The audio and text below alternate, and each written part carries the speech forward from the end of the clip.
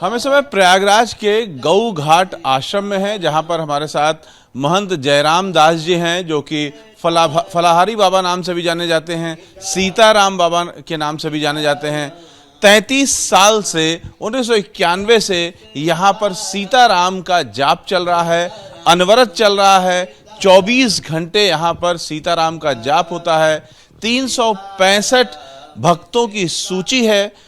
इन भक्तों के द्वारा रोज यहाँ पर भंडारा होता है और यहाँ पर भजन कीर्तन होता है। रोज शाम को करीब 200 लोग यहाँ इकट्ठे होते हैं और सीताराम का भजन करते हैं, भंडारा करते हैं। लेकिन मुख्य बात यही है कि कोई न कोई एक व्यक्ति यहाँ पर सीताराम का जाप अनवरत करता रहता है। महाराज जी, ये क्या संकल्प था आपका? आपने 1991 में सीताराम जप शुरू कराया, इसके पीछे क्या भाव था, क्या मन में था? मूल उद्देश्य अखंड नाम से सीताराम संकीर्तन का लक्ष्य, मुख्य उद्देश्य है कि जन जागरण, हिंदू जागरण, सनातन धर्म की संरक्षा सुरक्षा और हिंदुत्व की रक्षा और सब भक्तों का सामूहिक कल्याण हो, सबके हित के लिए, राष्ट्र हित के लिए, देश हित के लिए, जनहित के लिए ये अनुष्ठान अनवरत 33 वर्षों से चल रहा है। नित्य यहाँ भंडारे होते हैं, भक्त आते हैं 250-250 के संख्या में। और हमारा प्रथम उद्देश्य ये था कि 30 अक्टूबर 1990 में जो कार सेवा भाई बाबरी मस्जिद ध्वस्त करने के लिए 30 अक्टूबर 1990 में जो गोलीकांड हुआ, राम भक्त मारे गए, उनके उद्धार के लिए, उनके कल्याण के लिए, उनके सर्व प्रकार से हित के लिए, सर्वे भवन्तु सुखिनः, सर्वे सन्तु निरामया, सर्वे भद्राणि पश्यन्तु मा कश्चित् दुःख भाग् भवेत्, उनके समस्त संकटों की निवृत्ति के लिए और भगवान श्री राम लला के नव्य भव्य दिव्य मंदिर बन करके श्री राम लला के पधारने तक का ये अनुष्ठान चलाया जा रहा था और अनवरत पीढ़ी दर पीढ़ी ये चलता रहेगा। ये हमेशा हमेशा के लिए अखंड नाम संकीर्तन, अखंड कीर्तन और अखंड ज्योति, नित्य भंडारा जन कल्याण की भावना से चला रहे हैं और इसमें भक्तों का अपूर्व सहयोग है। नित्य भंडारा होता है और सबके हित के लिए, सबके कल्याण के लिए, राष्ट्र हित के लिए, देश हित के लिए, सर्वजन सुखाय सर्वजन हिताय के उद्देश्य की भावना से ये सब हम अनुष्ठान चला रहे हैं और 5 जगह पर चल रहा है। हमारे उम्र थी जब आपने ये संकल्प लिया? उस समय हमारी 40 वर्ष की आयु थी। तो ये संकल्प लेते समय ये मन में भाव था कि हाँ, ये संकल्प पूरा कर पाएंगे, अनवरत अगर करना है तो सालों साल? आत्मबल, हमारे अंदर आत्मबल था और अभी भी है कि हमारे ये अनुष्ठान चलता रहेगा। इस समय 5-5 आश्रमों में चल रहा है। रायबरेली, गऊ घाट आश्रम, सिंहबेरपुर, कोसाम्बी में 2 आश्रमों में, चित्रकूट बनवासी राम मंदिर में, 5 जगह अखंड नाम संकीर्तन चल रहा है, नित्य भंडारा चल रहा है, अखंड ज्योति चल रही है। ये सब के हित के लिए, राष्ट्र हित के लिए, हिंदुत्व की धर्म की रक्षा के लिए, सनातन धर्म की रक्षा के लिए।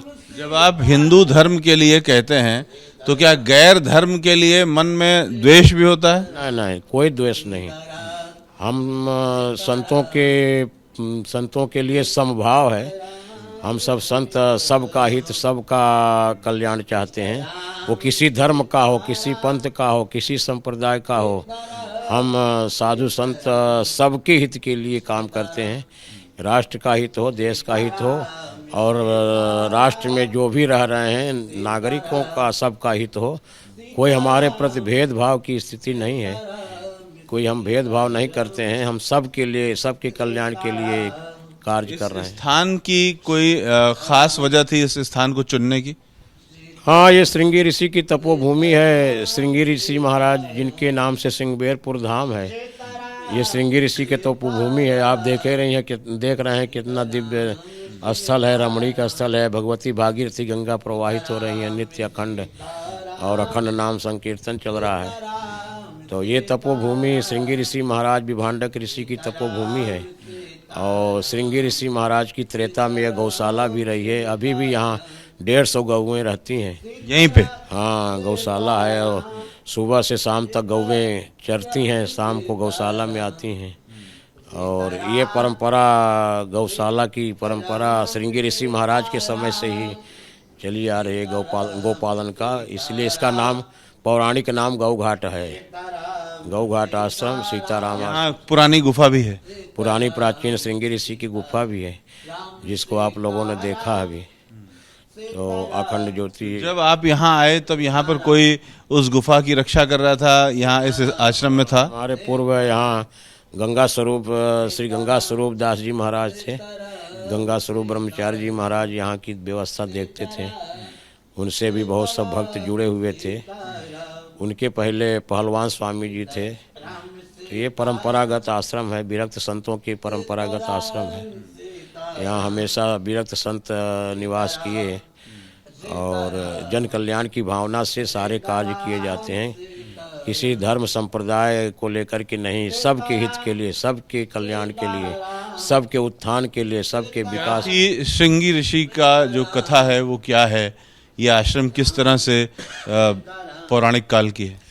श्रृंगी ऋषि विभांडक ऋषि के पुत्र थे और जब भगवान श्री राम जी का प्राकट्य होना था, महाराज दशरथ पुत्र के लिए बहुत दुखित थे। श्रवण समीप भय सिद्ध केसा, मनहु जरठपन अस उपदेशा।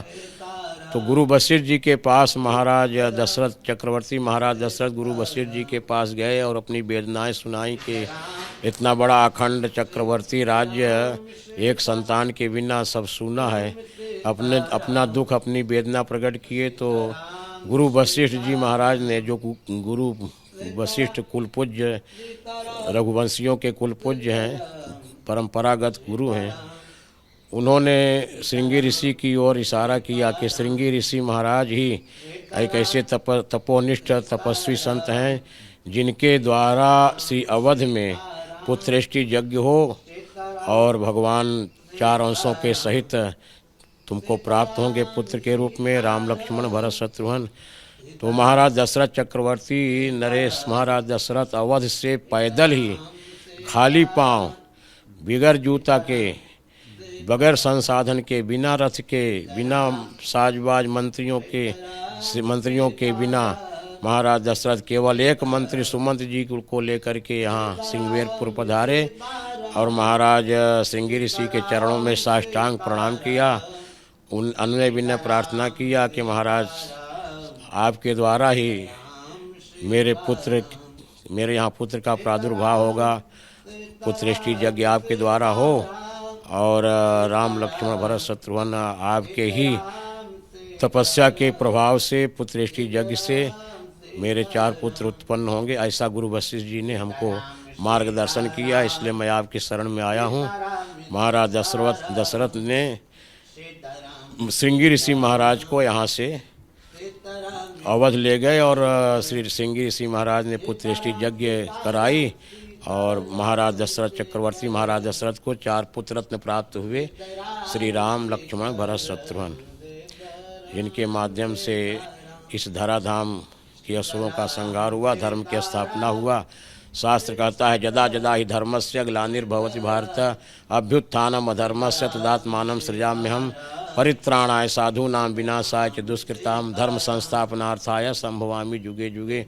हर युग में भगवान का अवतरण होता है, भगवान अवतार धारण करते हैं, सज्जन महात्माओं के, संतों की, सज्जनों की स्थापना करते हैं, दुर्जन और असुरों का संहार करते हैं, पृथ्वी को पाप से मुक्त करते हैं। हर युग में होता है, तो कलयुग में भी राम का जन्म हुआ होगा?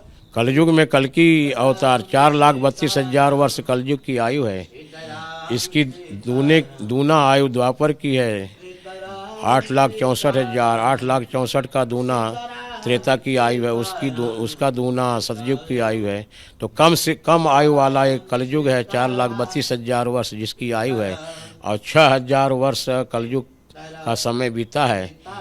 अभी तो बहुत शेष है। कलयुग के अंत में जब 30 वर्ष कलयुग रह जाएगा तो कल्कि भगवान का अवतार संभल में होगा। विष्णु व्यास नामक शर्मा जी के घर में कल्कि भगवान का अवतार होगा, जो पृथ्वी के पाप का हरण करेंगे और सज्जनों की स्थापना करेंगे। फिर से सतयुग प्रारंभ होगा। तो महाकुंभ के में आप गए इस बार, कैसा है व्यवस्था? का हम लोगों का तो प्रतिवर्ष हर माघ में शिविर पंडाल लगता है, और इस बार तो महाकुंभ ही है, दिव्य कुंभ है, भव्य कुंभ है।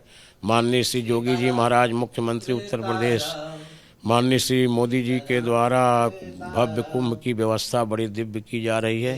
और बड़ा ही भव्य दिव्य ऐतिहासिक महाकुंभ आ रहा है 25 में, जो हम लोग सब वहाँ उपस्थित रहेंगे। तीनों शाही स्नान करेंगे और संत सेवा, जन सेवा, गरीब भूखों दुखों को खिलाना पिलाना, यज्ञ, कथा, कीर्तन, प्रवचन इत्यादि सब कार्यक्रम चलते हैं। कैमरामैन सूरज पांडे के साथ Ravikant, ABP news, Prayagraj. For exclusive and insightful videos, subscribe to our new channel ABP Live Premium.